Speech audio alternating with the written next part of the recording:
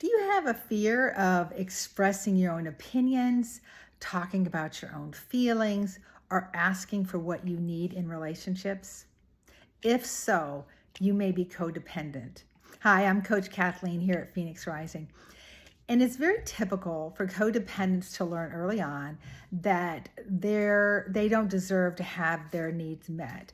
They're programmed to think about the needs of everyone else in their household, particularly the parents. So if they have one or maybe both parents who are dysfunctional, or if there's abuse, neglect, whatever the case may be in the home, they are taught to take care of others.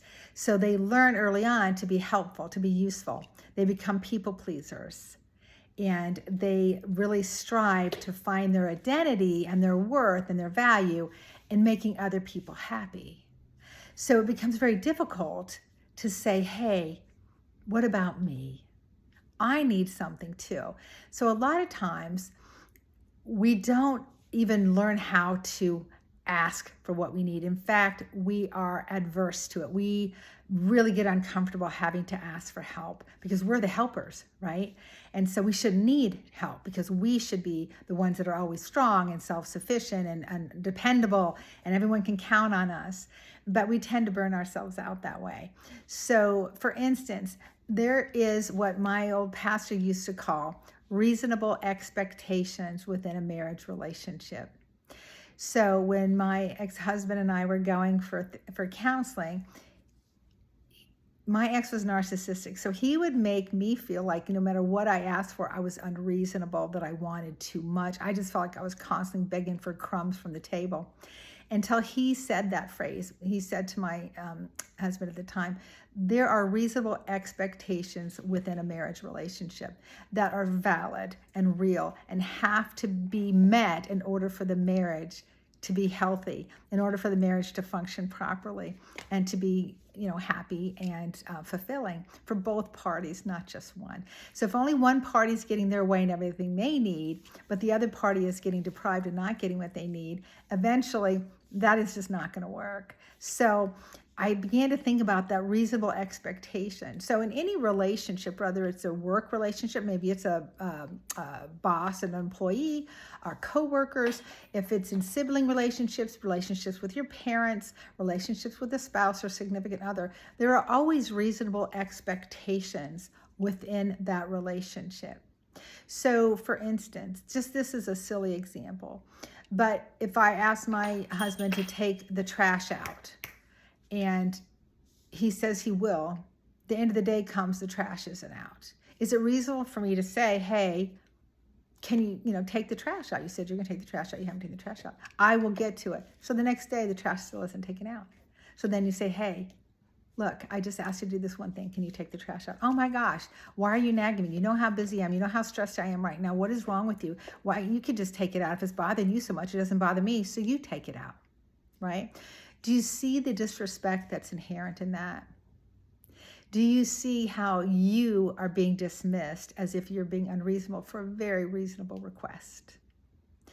There's a lot of times where there are, particularly in marriage relationships, where one person does the lion's share of the work in the relationship, if you will.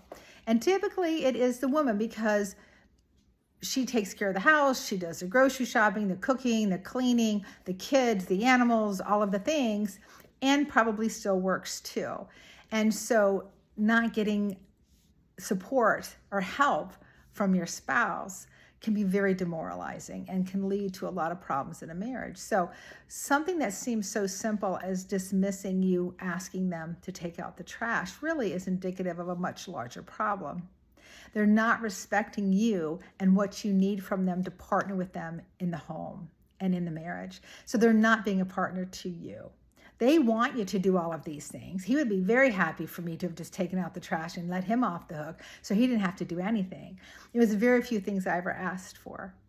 And it got old, and finally I started standing up and saying, no, you're not participating equally in this relationship. It's very one-sided, and that doesn't work for me anymore. I'm going to need more from you. The problem is when we set this precedent, because look, Let's admit it, ladies. When we first get married, or at least back in the day when I did, when you first get married, you want to be superwoman. You want to be everything. You want to take care of them. Oh, you're going to cook for them. Just come home when you're done working. Sit on the couch, put up your feet. Let me bring your slippers. Let me, cook dinner and you just relax.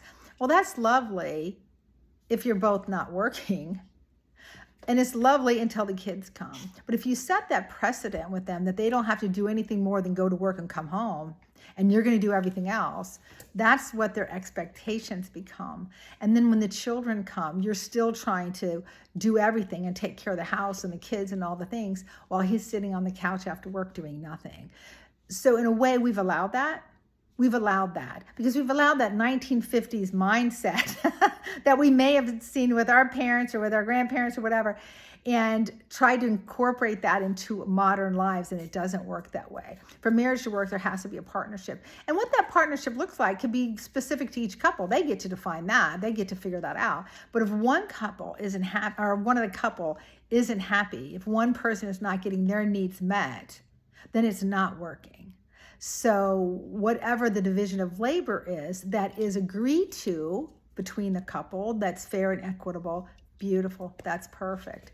But if one is doing all the giving and the other is doing all the taking, it's not going to work. So ladies, we have to learn how to set our boundaries and set those reasonable expectations from the beginning, if possible. But if not, it's not too late to start setting boundaries now. And maybe just start with the most important thing,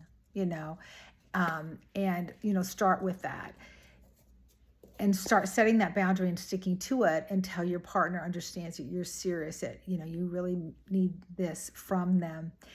If they're not willing to meet you halfway, if they're not willing to respect you and your boundaries in the relationship, if they're not willing to be an equal partner with you, then you're really not in a healthy, functional relationship.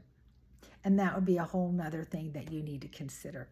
But sometimes it just takes saying, hey, I can't do this alone anymore. I can't take on the lion's share of this work. You're going to have to step in and help me. And sometimes they're just not even aware. They might just be oblivious. So you making them aware may help them to step up to the plate. That's the hope. But ladies, let's stop trying to be superwomen and do everything ourselves and be willing to ask for what we need, because what we need and what we want and how we feel is important too. You are important.